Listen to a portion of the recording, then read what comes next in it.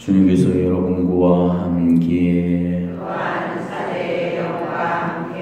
성 루카가 전한 거룩한 복음입니다. 주님 영광 받으소서. 그때 예수님께서 성전에 들어가시어 물건을 파는 이들을 쫓아내기 시작하셨다. 그리고 그들에게 말씀하셨다. 나의 집은 기도의 집이 될 것이다라고 기록되어 있다. 그런데 너희는 이곳을 강도들의 소굴로 만들어버렸다. 예수님께서는 날마다 성전에서 가르치셨다. 수석 사제들과 율법학자들과 백성의 지도자들은 예수님을 없앨 방법을 찾았다. 그러나 어떻게 해야 되는지 그 방도를 찾지 못하였다. 온 백성이 그분의 말씀을 듣느라고 곁을 떠나지 않았기 때문이다. 주님의 말씀입니다. 주님 찬미합니다.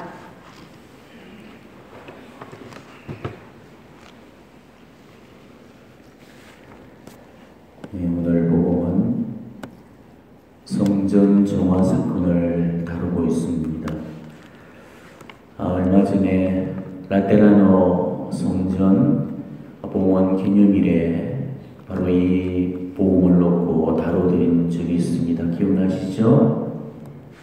오늘은 이 성전 정화 사건을 단순한 건물로서의 그런 성전 정화만으로 보지를 않고 우리가 조금 더 넓은 의미에서의 그런 성전 정화로 다시 한번 바라봤으면 좋겠습니다. 물론 건물로서의 이곳 성전도 대단히 중요합니다. 왜냐하면 이곳 성전은 바로 하느님의 현존을 우리가 가시적으로 볼 수 있는 표지죠. 우리는 이곳 성전의 이 제단에서 나날이 구원의 희생 제사를 이루면서 바로 그리스도의 몸인 그 성체를 축상해서 나누고 바로 그 추천된 성체를 저 감실 속에 모셔서 성체 안에 참으로 현존해 계신 그 살아계신 예수님을 만날 수 있게 됩니다. 때문에 이곳은 지상의 작은 천국입니다. 제가 저때도 천국이 왜 천국이라고 그랬죠? 바로 그곳에 하느님이 계시기 때문에 그래서 천국이라고 그랬잖아요. 지금 저 천국이 하늘에 하느님이 계시지 않는다면 저곳은 천국이 되어질 수가 없는 것입니다. 바로 이것은 바로 예수 그리스도, 바로 하느님이시며 사람이신 그 예수 그리스도께서 이곳에 현존해 계시기 때문에 그래서 이 지상에 작은 천국이 되는 겁니다. 우리가 지상에서 유일하게 하느님을 만나 배울 수 있는 곳 바로 성전이죠. 물론 우리 하느님은 무수부지하신 분이시기 때문에 아니 계신 곳이 없기 때문에 세상 어디에서나 하나님은 현존해 계시고 우리는 그 어디에서든지 하나님의 현존을 느낄 수가 있습니다. 하지만 느낄 수 있다는 거하고 만날 수 있다는 거 이거는 엄연히 다른 겁니다. 하나님의 현존을 느낄 수 있는 곳은 이 세상 어디에도 많지만 하나님의 현존을 만날 수 있는 곳은 이곳 성전이 유일하다는 거죠. 왜냐하면 바로 이곳 성전에는 그 빵의 형상 안에 실체 변화하시고 실제 현존에 계시는 바로 예수 그리스도의 거룩한 몸인 저 성체가 저 감실 속에 모셔져 있기 때문에 그런 겁니다. 예수님은 성체 속에 참으로 현존해 계십니다. 때문에 이곳이 참으로 거룩한 지성소고 바로 하느님이 계신 어주합니다. 우리가 이 세상에서 하느님을 가장 가까이 만날 수 있는 곳은 이 성전뿐입니다. 우리는 미사 경물의 감사송에서 복된 세라핌 케루빔이라는 말을 듣게 되죠. 왜 세라핌과 케루빔을 복되다고 읽는지 아십니까? 세라핌은 천사 품계 9품 중에 제1계급입니다. 예전에는 10품 천사라고 불렀죠. 케루빔은 9품 천사 중에 제2계급이고 예전에는 10품 천사라고 그렇게 불렸습니다.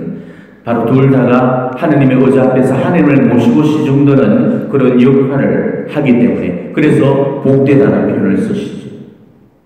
자, 이렇게 천사들도 시중드는 천사들을 제외하고는 하느님께 가까이 나아가서 뵙지를 못했습니다.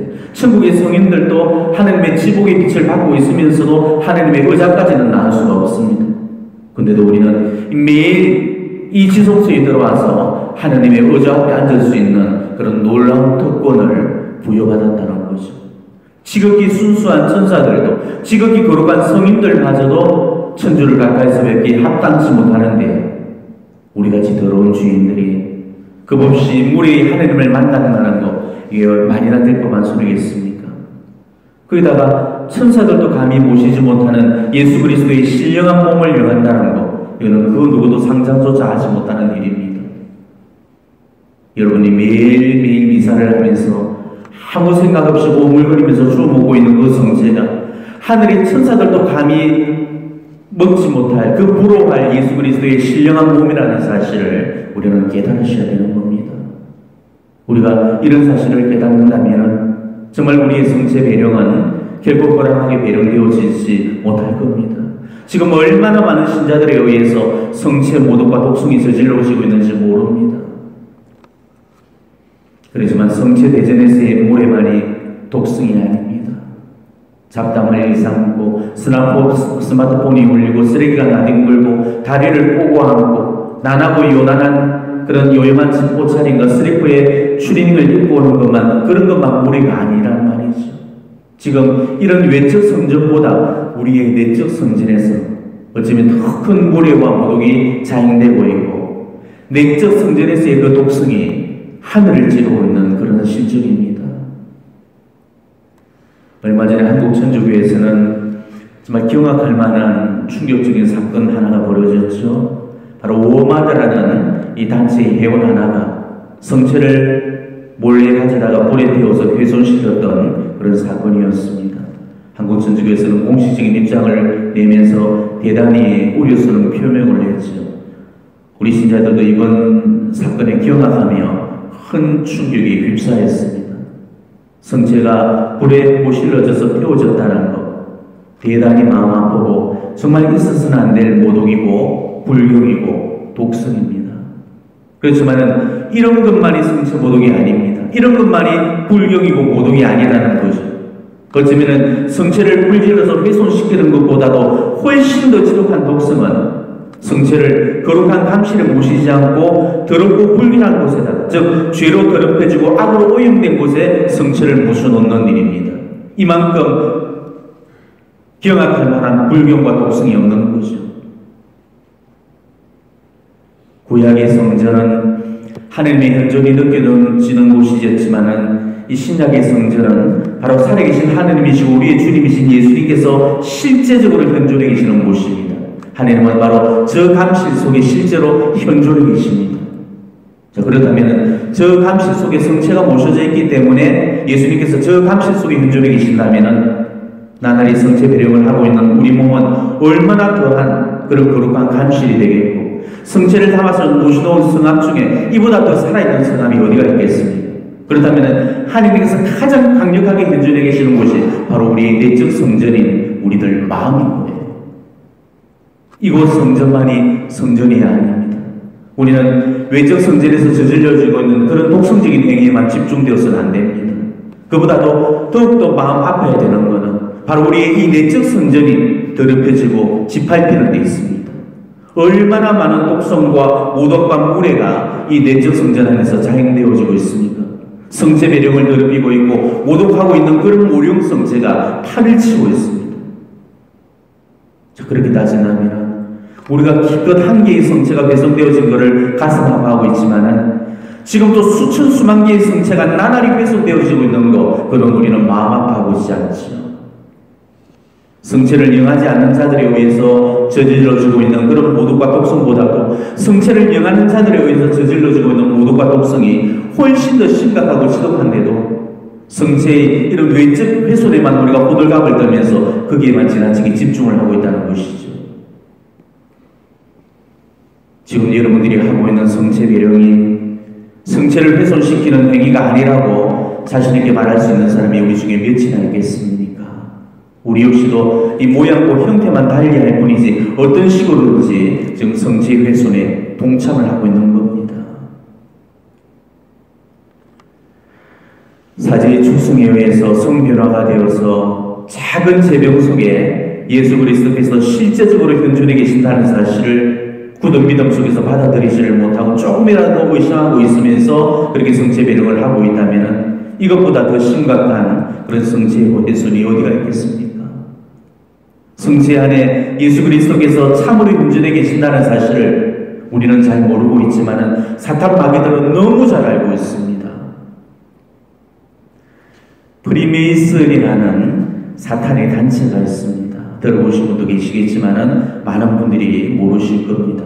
우리나라에는 신천지가 득세해서 프리메이슨의 그런 활동이 눈에 드러나지는 않지만 실제로 이웃 교회인 일본만 보더라도 프리메이슨이 왕성하게 활동을 하고 있습니다.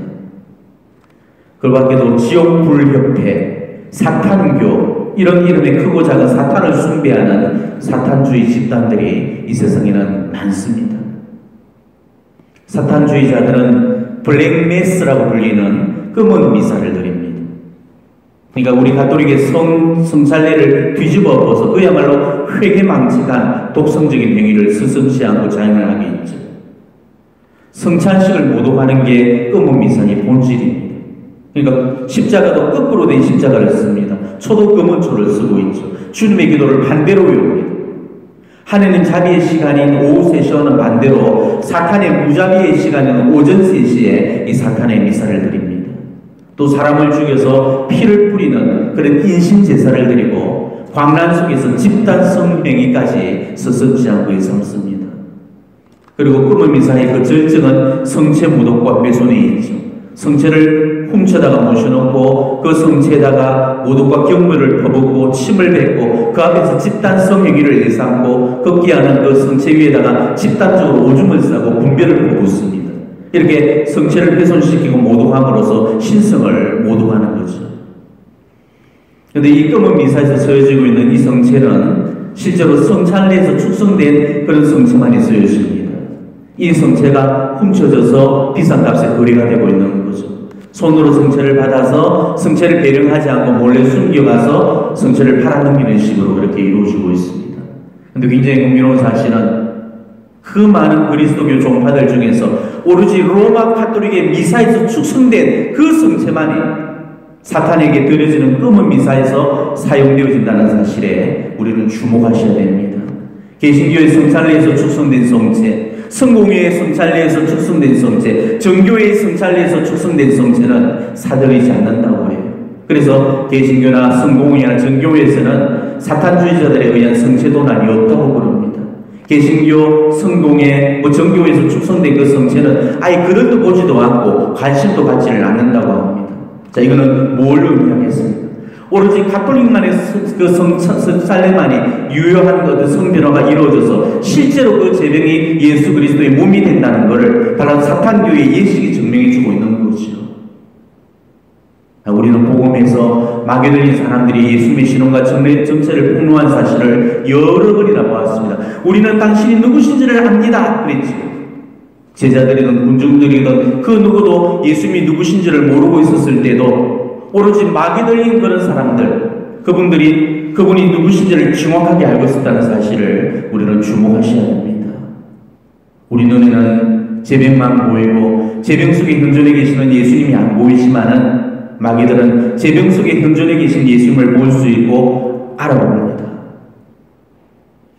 가톨릭 교회의 사제들에 의해서 수송되고 성변화된 그 제병 속에 실제로 예수 그리스도께서 현존해 계신다는 사실을 우리는 모르지만 마귀들은 정확하게 알고 있다는 것이죠. 저는 그 말을 하면서도 그런 사실을 너무 많이 체험을 했습니다. 그냥 제병을 갖다 줬을 때는 그들은 아랑곳하지 않습니다. 하지만 실제적으로 축성된 그 제병 앞에서는 사탄 마귀들은 오금을 펴지를 못했습니다. 예수 그리스도께서 성체 안에 실제로 현존해 계시는데도 이거를 믿음 속에서 받아들이는 사람들이 과연 몇이나 될는지 모르겠어요. 한 연구소에서 가톨릭 신자들을 대상으로 설문조사를 했는데 성체 안에 예수 그리스도께서 실제로 현존해 계신다는 사실을 믿는가라는 그 질문에 믿는다라고 대답한 사람들은 전체 대상자들 중에 3분의 1 수준이었습니다. 그리고 하나의 상징에 불과할 뿐이라는 그런 대답이 3분의 1을 차지하고 있었습니다. 예수님은 부활을 의심하던 토마한테 보지 않고서 믿는 믿음을 요구하셨는데 우리는 지금 성체 배령을 하면서도 제병의 형상 속에 숨어 계신 예수 그리스도를 제 눈에 안 보인다고 믿으려 하지 않는다면 이게 독성이고 이게 모든 게 아니겠어요? 어제 보면서 예루살렘을 바라보시면서 눈물을 흘리시는 그 예수님의 모습을 다시 한번 조용히 묵상해 보시도록 하십시다. 예수님은 예루살렘의 멸망을 미리 하셨고 처참하게 무너질 예루살렘의 문명을 보시면서 마음 아파하시고 눈물을 흘리셨습니다. 실제로 주후 70년경에 로마는 유대 땅을 침공을 하게 되고 결국 예루살렘을 멸망시키고 말았죠. 이때 하나님의 거룩한 그 예루살렘 성전이 로마 군인들의 군합발에 지득해집니다. 그리고 로마 군인들이 성전 돌에 입혀놓았던 그 금박을 보고 그 전리품으로 삼기 위해서 앞다투어서 금박을 벗겨내는 통에 성전벽을 다 물고 부숴가지고 어느 돌도 제자리에 얹혀있지 못하고 다 무너져 버리고 말았죠. 예수님이 말씀하셨던 그 예언의 말씀이 정확하게 이루어졌던 것입니다. 인간의 욕심과 이기심과 교만으로 짓밟힌 그런 성전의 이런 참혹한 모습을 미리서 내다보시면서 예수님은 눈물을 흘리셨던 겁니다. 우리가 알아야 될 사실은 우리 주님은 성전이 그 장사체의 소굴로 변모될 때는 정말 노기를 드시고 쓰리까지 했던 호령을 그렇게 치셨지만 성전이 파괴되는 모습을 내다보시고는 마음 아파하고 눈물을 흘리셨다는 그 사실을 먼저 주목하셔야 됩니다. 성전이 이 장사체의 소굴이 되는 모습과 성전이 파괴되어지는 모습 어느 쪽을 더 마음 아파하셨는가를 우려는 하셔야 합니다. 비록 성전에서 조금 떠들고 잡담도 삼을 수도 있고 스마트폰 그 벨소리가 울릴 수도 있고 다리를 꼬고 하는 그런 무례를 금할 수도 있습니다. 이런 거는 그래도 무례로 치부될 수 있는 일이겠지만 성전을 파괴시키는 그 행위는 바로 우리 주님의 마음을 상해드리고 그분의 눈에서 눈물을 흘리게 만드는 그런 행위가 된다는 것이죠. 우리 주님께서 성전을 파괴시킨 일을 제일 마음 아파하셨다는 사실을 안다면 지금도 그 성전이 파괴되는 것을 가장 마음 아파하신다는 사실을 우리는 분명히 깨달으셔야 됩니다. 우리는 지금까지 얼마나 많은 영성체를 했습니까? 그렇다면 지금까지 우리 영혼의 이 성악 속에는 얼마나 많은 성체가 모셔져 있겠습니까? 저기 감실 속에 모셔져 있는 그 성체보다도 비교할 수 없을 정도로 많은 성체들이 우리의 내적인 이 감실 속에 모셔져 있습니다. 때문에 이 세상에서 우리보다 더 많은 성체를 모시고 있는 그런 큰 성악은 없습니다. 우리는 그야말로 살아 움직이는 감실들입니다.